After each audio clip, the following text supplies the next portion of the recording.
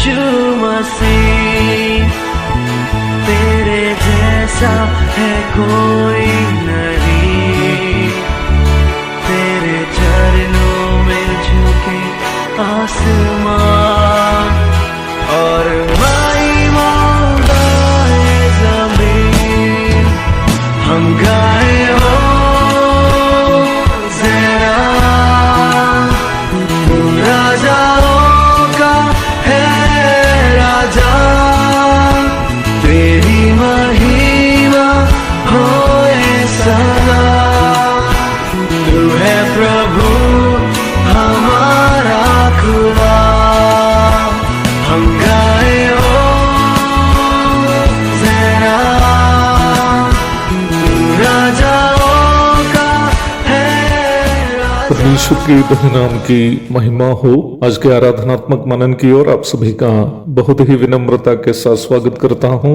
आइए आज का मनन के लिए रोमियों की पत्री अध्याय 11 पद 32 पढ़ते हैं। क्योंकि परमेश्वर ने सबको आज्ञा उल्लंघन का बंदी बनाकर रखा ताकि वह सब पर दया करे। अक्सर विश्वासियों के मन में भी आने वाला एक प्रश्न है, यदि परमेश्वर सर्वज्ञानी है तो क्या वो नहीं जानता था कि भलाई और बुराई के वृक्ष का फल खाकर आदम और हव्वा पाप करेंगे? यदि वो जानता ही था तो फिर निम्न वृक्ष को उन्होंने क्यों बनाया? क्या इसका मतलब ये नहीं कि परमेश्वर सर्वज्ञानी नहीं है?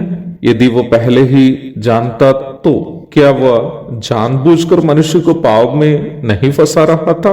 इत्यादि सवाल ऐसे सवाल हैं जिसका संतुष्टदायक जवाब अक्सर पुराने विश्वासी भी दे नहीं पाते। यद्यपि हम ये नहीं कह सकते कि परमेश्वर ने जानबूझकर पाप करने के लिए मनुष्य को प्रेरित किया, क्योंकि पहली बात, परमेश्वर पाप से किसी की परीक्षा नहीं करता, याकूब 1:13।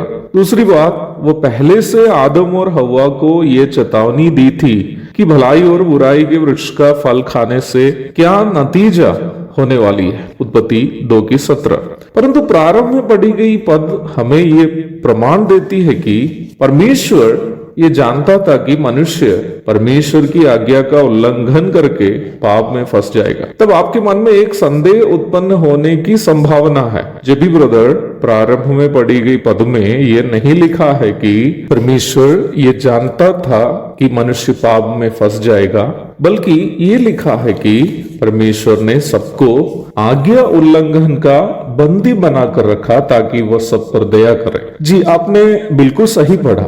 यद्यपि परमेश्वर ने मनुष्य को भलाई और बुराई की जानकारी देने वाला वृक्ष के फल खाने से तो मना किया ही था, पर जब परमेश्वर के सर्वज्ञान में परमेश्वर ये जानता ही था कि मनुष्य निम्न वृक्ष का फल शैतान की चालाकी में फंसकर खा ही लेगा, पद हमें ये समझा रही है कि परमेश्वर ना ही शैतान को ना ही मनुष्य को उस दुर्घटना होने से रोका, अर्थात परमेश्वर ऐसे होने ही दिया। पद हमें आगे ये समझा रही है कि परमेश्वर ऐसे होने क्यों दिया है, ताकि वह सब पर दया करे। ये कैसी दया है, आप भी असमंजस में होंगे। ये तो भी आदम और हव्वा अदन की वाटिका में परमेश्वर के द्वारा उनके लिए उपलब्ध किए गए सभी सुख सुविधाओं का आनंद ले ही रहे थे, पर परमेश्वर से वे लोग कभी भी हृदय से प्रेम नहीं कर पाते थे। परमेश्वर के साथ उनका संबंध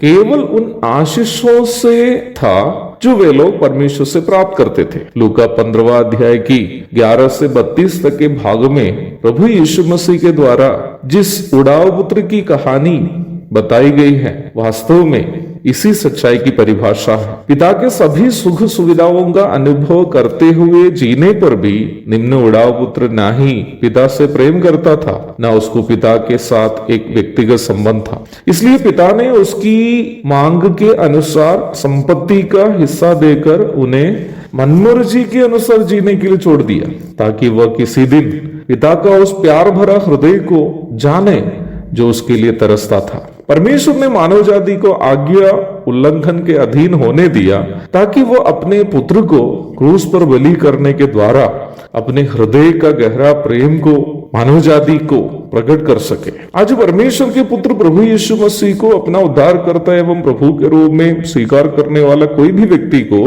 परमेश्वर अपना पवित्र आत्मा को उपहार स्वरूप देता है, ताकि पवित्र आत्मा उस व्यक्ति के मन में परमेश्वर का निस्वार्थ एवं त्यागपूर्ण प्रेम को डाले। इफिसी अध्याय 1 पद 13 और 14, रोमी अध्याय 5 की 5, ताकि उद्धार पाने वाला हर एक व्यक्ति परमेश्वर के साथ एक व्यक्तिगत संबंध बना सके। सप्ताह के इस पहला दिन मेरे प्यारों अवश्य ध्यान रखें कि परमेश्वर से हमारा संबंध उन सांसारिक आशीषों से नहीं हो जो हम उनसे पाए हैं या प्राप्त करते हैं, बल्कि उनके पुत्र प्रभु यीशु मसीह को हमारे खातिर कुर्बान होने हेतु देते हुए हमसे अपना गहरा प्रेम का प्रदर्शन किए हुए परमेश्वर के साथ हमारा व्यक्तिगत संबंध के कारण हो। हम परमेश्वर से ये कह सके कि हे प्रेमी दयालु परमेश्वर, मैं आपसे बहुत प्रेम करता हूँ, इसलिए नहीं कि आप हमें संसार में बहुत सारी आशीषें दी है, बल्कि इसलिए कि आपने हमसे पहले प्रेम किया है, इसलिए मैं भी आपसे प्रेम करता हूँ। यूहन्ना की पहली पत्री अध्याय 4 पद 10। एक और शुभ दिन की धन्य कामनाओं के साथ इस आराधना मनन की मैं यहाँ समाप्ति करता हूँ। प्रभु आप सबको आशीष दे, आमीन।